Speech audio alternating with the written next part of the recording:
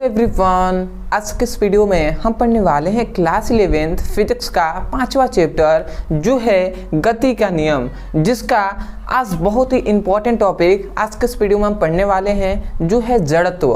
तो जड़त्व किसे कहते हैं और जड़त्व के दो प्रकार होते हैं, एक होता है विराम का जड़त्व और एक होता है गति का जड़त्व। तो ये दोनों क्या होते हैं आज के इस वीडियो में हम समझेंगे और मैं आपको विश्वास दिलाता हूँ कि बहुत ही आसानी तरीके से आपको इसी वीडियो में याद हो जाएगा।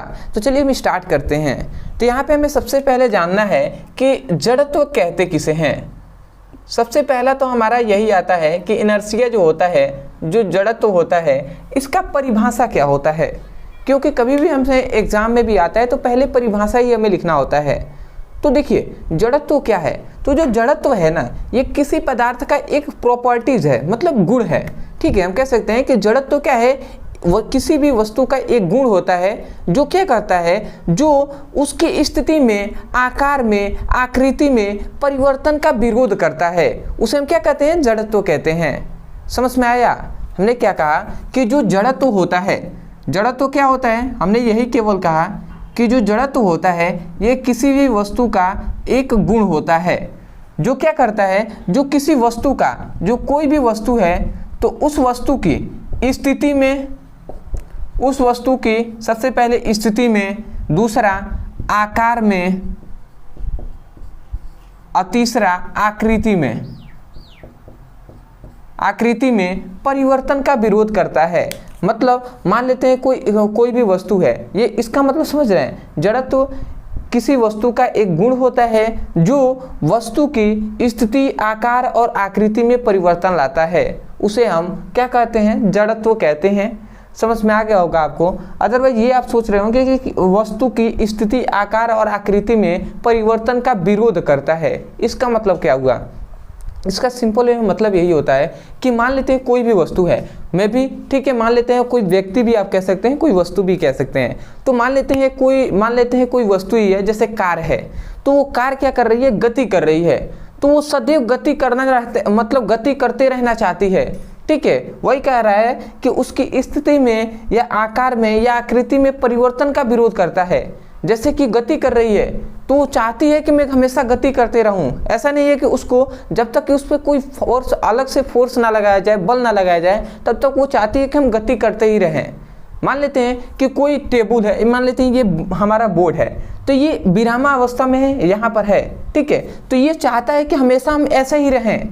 मतलब ये कह रहा है कि इसके स्थिति में विरोध करता है, मतलब कहता है कि जैसा हूँ वैसे ही हमें रहना चाहिए। ठीक है, जब तक कि आप इस पर फोर्स ना लगाएं। तो सिंपल वे में जड़त्व का आप परिभाषा कह सकते हैं कि क्या कहेंगे कि जड़त्व किसी वस्तु का गुण होता है या वह गुण होता है जो उस वस्तु की स्थिति, आकार और आकृति में परिवर्तन का विरोध करता है। यही हम परिभाषा लिख भी दे रहे हैं कि जड़त्व किसी वस्तु का वह गुण होता है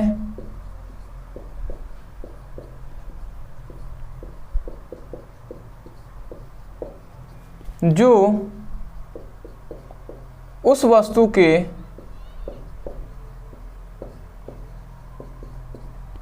स्थिति, आकार एवं आकृति में परिवर्तन का विरोध करता है, परिवर्तन का विरोध करता है। ठीक है, परिवर्तन का विरोध करता है। मान लेते हैं गति कर रहा है तो वो रुकना नहीं चाहता, उसमें परिवर्तित नहीं चाहता है कि मतलब वो विरोध नहीं करना चाहता। जैसे गति कर रहा है तो गति ही रहना चाहता है। यदि वो विराम अवस्था में है, मान लेते हैं कोई चीज़ है वो एक जगह स्थिर है, तो वो सदैव स्थिर रहना चाहता है। यही है जड़त्व। समझ में आ गया। अब आते हैं दूसरा, जड़त्व के प्रकार। अभी आपको समझ में आएगा जब जड़त्व का हम एग्जाम्पल देंगे ना, तब आप समझ में आएगा कि हाँ जड़त्व क्या होता है। ठीक है, जैसे इसका एग्जाम्पल आप चाहें तो जड़त्व का एग्जाम्पल तो बहुत सारा है, बट आपको सिंपल में हम एग्जाम्पल दे रहे हैं। मान लेते हैं एक बाइक है जिस पर कोई चला रहे हैं, बाइक पे आप पीछे बैठे हुए हैं। ठीक है। अब बाइक को अचानक से स्टार्ट करते हैं, तो जैसे ही अचानक से बाइक तेजी से चलती है तो आप क्या होता है, पीछे की ओर थोड़े से झुक जाते हैं। ऐसा क्यों हो रहा है? क्योंकि आपका जो शरीर है, जो यहाँ से नीचे की जो आपके शरीर है वो स्थिर अवस्था में है, और जो ऊपर का शरीर है ये क्या है, ये भी स्थिर अवस्था में उस टाइम है। पर जैसे ही गाड़ी चली तो ये वाला जो नीचे का आपका पोर्शन है ये क्या है, गतिशील हो गया, और ऊपर वाला तो स्थिर था ही, ठीक है, बाइक से तो अटैच नहीं है ये ऊपर वाला, तो इसीलिए ये पीछे की ओर झुक गया। मतलब सिंपल में कहा जाए तो आप गति से मतलब क्या है, मान लेते हैं एक बाइक पे आप बैठे हुए हैं तो आप स्थिर अवस्था में थे, तो आप स्थिर अवस्था में ही रहना चाहता था आपका शरीर, पर जैसे ही गतिशील हुआ बाइक तो आप पीछे की ओर झुक गए। या ट्रेन में या बस में बैठे होंगे तो ट्रेन अचानक से रुकती है तो आगे की ओर झुक जाते हैं।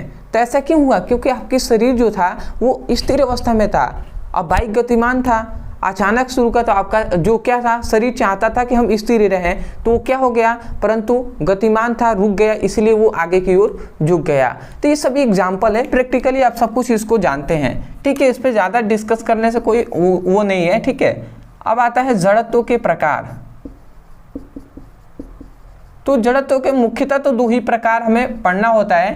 पहला होता है, एक होता है विराम जड़त्व और दूसरा होता है स्थिति जड़त्व। पहले हम विराम जड़त्व को समझ लेते हैं।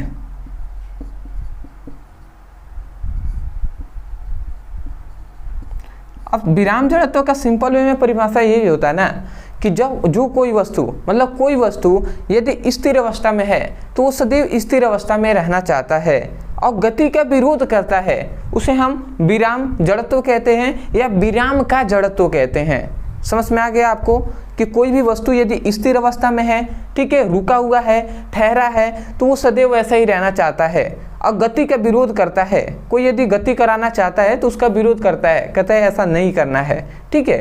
तो वही है विराम जड़त्व। परिभाषा पहले हम लिख दे रहे हैं, यहाँ पे लिखेंगे क्या, हम लिखेंगे कोई वस्तु स्थिर अवस्था में है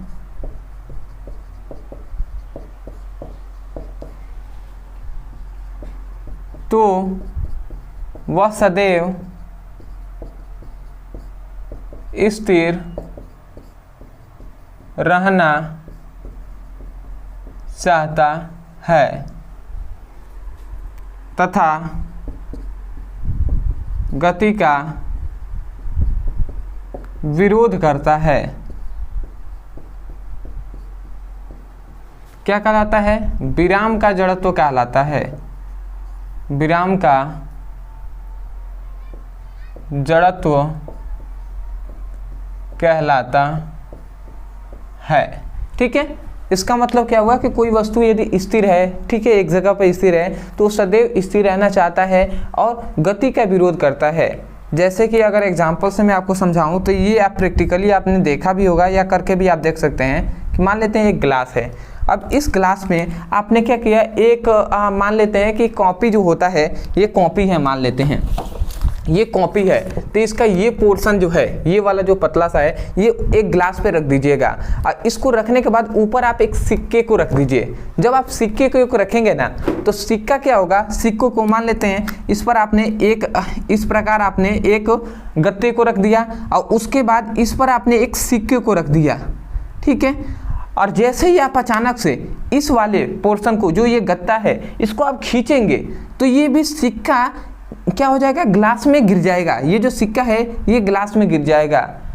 तो ऐसा होना तो नहीं चाहिए ना, क्योंकि ये सिक्का जो था ये तो गत्ते पे था, तो गत्ता को जब हमने ये जो है इसको हमने खींचा तो गतिशील होने के कारण ये सिक्का भी तो गत्ते के साथ आ जाना चाहिए, परंतु ऐसा नहीं हुआ, ये ग्लास में गिर गया। ऐसा इसलिए क्योंकि सिक्का विराम अवस्था में था, अब वो चाहता था कि हम विराम अवस्था में रहें, गति का विरोध कर रहा था, इसलिए वो सिक्का क्या हुआ, इस गत्ते पर नहीं आकर ग्लास में गिर गया।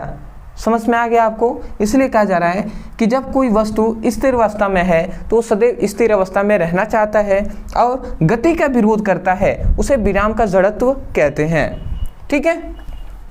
इसका और 2-3 एग्जाम्पल आप देख सकते हैं। मैं एग्जाम्पल देकर समझाने के प्रयास करता हूं जिससे आप बेहतर तरीके से और भी समझ सकें। जैसे कि मान लेते एक कंबल है, कंबल को आप लेते हैं और जो डंडा होता है, छड़ी होता है, उससे आप कंबल को मारिए। जब कंबल को मारेंगे तो उसमें से बहुत सारे धूल कण निकलेंगे, तो वो भी एग्जाम्पल इसी का होगा। क्यों एग्जाम्पल? क्योंकि जो धूल कण थे ना वो उसमें स्थिर थे, वो कंबल में आराम से बैठे हुए थे, ठीक है। परंतु आपने जब बाहर से फोर्स लगाया, छड़ी से मारा, तो वो गतिमान हो गए, ठीक है। तो वो सदैव स्थिर रहना चाहते थे, कंबल में है तो कंबल में आराम से रहना चाहते थे, परंतु ऐसा हुआ नहीं। तो ये भी एग्जाम्पल इसी का हो जाएगा, ठीक है। तीसरा एग्जाम्पल आप बाइक को अभी हमने दिया है कि बाइक के अचानक से स्टार्ट होने पर पीछे की ओर आप झुक जाते हैं, ये इसी का एग्जाम्पल है। दूसरा आता है जो है गति का जड़त्व।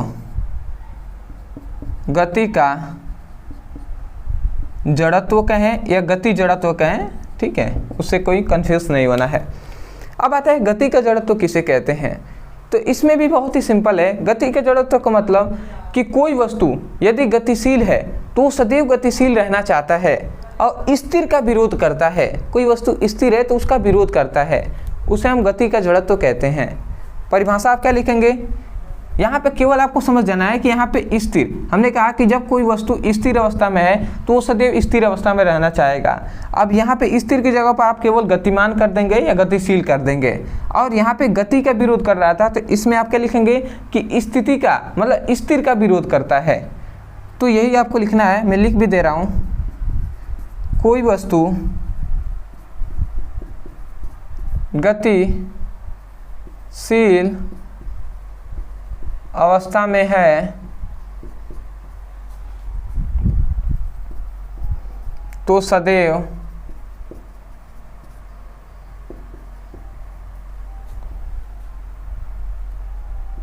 गतिशील रहना चाहता है तथा स्थिर का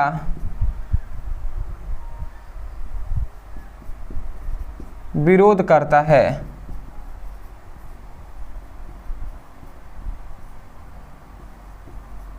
उसे हम क्या कहते हैं? उसे हम गति का जड़त्व कहते हैं। गति का जड़त्व कहते हैं, ठीक है। तो ये सिंपल वे में आपको परिभाषा समझ में आ गया होगा कि जब कोई वस्तु गतिशील अवस्था में है तो वो सदैव गतिशील अवस्था में रहना चाहता है तथा स्थिर का विरोध करता है, ठीक है, मतलब ठहराव का विरोध करता है, उसे हम गति का जड़त्व कहते हैं। इसका एग्जांपल आप सिंपल वे में देख सकते हैं कि बाइक है, बाइक पे आप बैठे हुए हैं, कहीं जा रहे हैं, अब कहीं जाकर आप अचानक से रुकते हैं या आपका ब्रेक लगाते हैं तो आप आगे की ओर झुक जाते हैं, तो ये भी इसका गति का जड़त्व का एग्जाम्पल हो जाएगा। क्यों? क्योंकि आपका जो शरीर था वो गतिशील था, ठीक है। जैसे ही बाइक अचानक से रुका तो आगे की ओर आपका शरीर चाहता था कि गति हम रहें, परंतु जो क्या हुआ, ब्रेक लगा, उसके बाद आपका शरीर क्या हुआ, गतिशील रहना चाहता था, इसलिए आगे की ओर वो झुक गया। ये एग्जाम्पल हो जाएगा। ट्रेन या बाइक में आप ट्रेन में बैठे हुए हैं, ट्रेन के अचानक से रुकने पर आपने आगे की ओर झुक जाते हैं, ये सभी इसके एग्जाम्पल हो जाएंगे। तो आशा करते हैं कि जड़त्व के 2 प्रकार आपको अच्छे से समझ में आ गए होंगे। अदरवाइज मैं यही कहूँगा, यदि आपको अच्छे से समझ में आ गया है और आप भी क्लास 11th का फिजिक्स और केमिस्ट्री का सीरियस होकर पढ़ाई करना चाहते हैं तो आप जाइए हमारे चैनल के प्लेलिस्ट में, वहाँ से जाकर प्लेलिस्ट के अनुसार पढ़ाई कीजिए, या डिस्क्रिप्शन में हम लिंक दे देंगे प्लेलिस्ट का, उस पर आप क्लिक करेंगे तो चैप्टर वाइज आपको सभी वीडियो मिलेंगे, तो वहाँ से अच्छे से आप पढ़ाई कर सकते हैं क्लास 11th का फिजिक्स और केमिस्ट्री का। अदरवाइज चैनल पर नए होंगे तो चैनल को जरूर सब्सक्राइब कीजिएगा, क्योंकि आगे भी ऐसे ही कंटेंट आपके लिए प्रोवाइड कराते रहेंगे। तो चलिए दोस्तों, आज के लिए इतना ही, मिलते हैं एक बेहतरीन टॉपिक के साथ, तब तक के लिए धन्यवाद। जय हिंद, जय भारत।